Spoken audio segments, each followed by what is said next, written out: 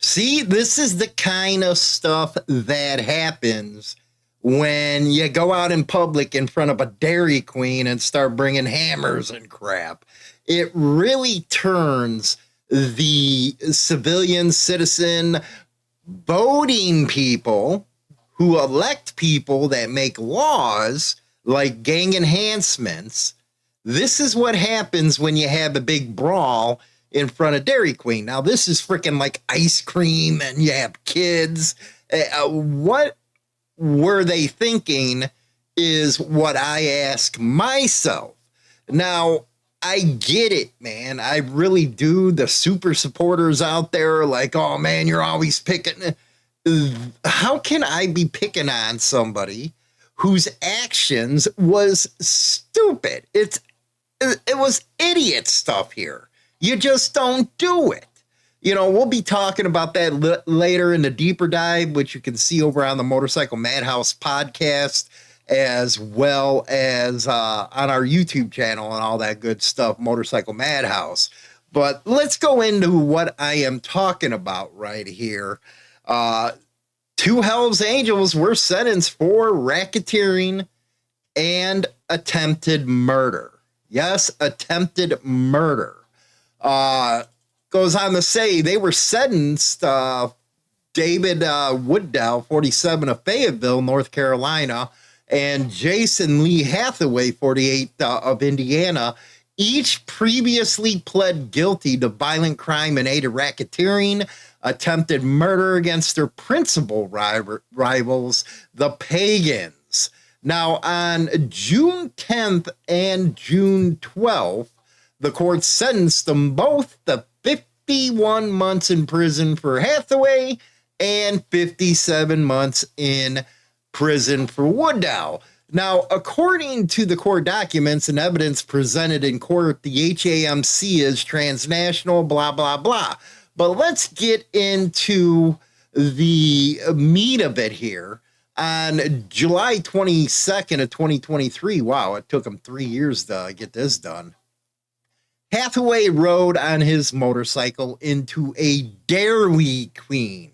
Now, just imagine you're sitting there with your kids, your grandkids, and something like this breaks loose, and you wonder why a lot of people turn against clubs. North Carolina, during daytime hours, finding 3 PMC members there, Hathaway threatened them with a hammer. Hathaway attempted to strike one with the hammer, but was instead shattered the glass of the victim's vehicle. After this attack, Hathaway called on other HAMC members, called for backup to the Dairy Queen as backup. Woodall was among those who answered the call. Once the HAMC assembled, they went out to the parking lot and confronted the same PMC members. I guess they attacked them with hammers, brass knuckles, and fists, and the attack was suspended only when a PMC member shot at Hells Angels, and he killed one of them. And you got to say that was self-defense on the part of the Pagans. They were attacked, brass knuckles, hammers, and they were probably outnumbered. I don't know. I haven't gone through this whole thing. And this occurred while the citizens were patronizing the Dairy Queen. Several unrelated vehicles were damaged in the attack. And you wonder why people get pissed when this kind of stuff happens. And in the deep dive, we're going to be talking about how 1%er violence affects everybody, and especially independent bikers. We're going to be talking about that. I guess the Bureau of Alcohol, Tobacco, Firearms, and Explosives, Raleigh, and Fayetteville, everybody was involved in this. I guess this case, and you know what? I warned people forever that this administration ain't going to mess with you, man. They're going to go in and all out. And you should see the crime statistics right now are plunging because of how aggressive that they are being against everybody. Operation Takeback America, a nationwide initiative that marshals the full resources of the DOJ, everything, violent crime, the whole 9 yards. They got drug enforcement out there. They got Project Safe Neighborhoods. It's not the best thing to go on right now with clubs, if you ask me. So, in the public with kids, you know, how can anybody support that kind of stuff? I don't know. It's just not common sense to me. But hey, it's the clubs doing what they want to do. It's their game, but you can't come back and say, well, we're a motorcycle club and not a motorcycle gang when your members are doing this kind of stuff. It's really easy to tell your members, hey, don't do this dumb crap. But hey, it's not me. I'm not in this stuff. We're going to go to a really cool story here. This right out of Rockford, which is cool. More than 1,000, they broke some records here, man. This is a good story. More than 1,000 women gather for a record-breaking ride in Rockford. Now, 1,000 female riders. I think the record was 1,200, and they broke it with 14, I think.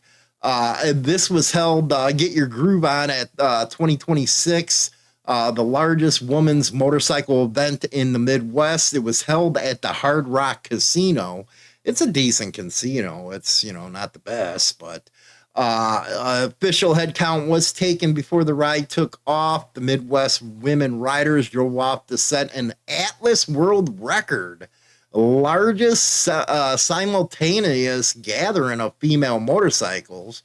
It was 1,002, the record for it. The group broke it with 1,433. Other parts of the national event included notable speakers, workshop, live entertainment, vendors, group activities. Now, the Midwest Women's Riders was founded in 2008 by community builder Ellie Rains to inspire women to work together. Good stuff here. Let's see for a second. Let's listen in. The back, more than one.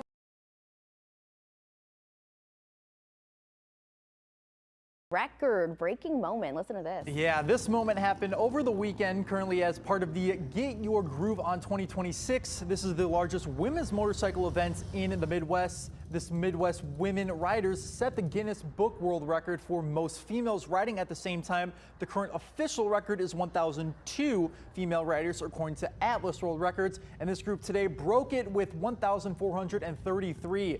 Midwest Women Riders was founded in 2008 by community builder Ellie Rains to inspire women and bring them together. These ladies are awesome. So many of these ladies weathered through storms to get here, tornado warnings and such. It was a pretty hairy weekend. So glad we got a beautiful day and excited that we're here. Right there, man. They broke the record, which is from Atlas. This ain't, what's it called? This ain't Guinness, I guess. But good stuff right there. You can always get your news up to date, man. We're doing all kinds of different stuff over on HarleyLiberty.com. This is our news site right here. You'll get all the up-to-date stuff. You can subscribe to the daily newsletter. It's free. And, you know, you got all kinds of stuff on the website. You can even listen to the Insane Throttle music over on Spotify and that good stuff. Anyway, let me know what you guys think about the story that we just reported on. Do you think that the clubs are actually helping themselves out when doing this kind of stuff in the public? And another question is, what do you think the leadership should do to tone this kind of stuff down? Because all it does is make them look bad. And you wonder why no color signs go up at bars and events. You wonder why cops are always freaking profiling everything. And to be honest, independent bikers get profiled more than club members do. Think about that. Let me know in the comment section. Coming up, man, again, go over to the Motorcycle Madhouse over on YouTube or Spotify, the deeper dive in this subject. Rock on. Insane Throttle Outlaw Rock, featuring Insane Throttle and Defiant Afterlife. Get your playlist full of pure rock and metal. Spotify, YouTube, and Apple. Subscribe and crank it up.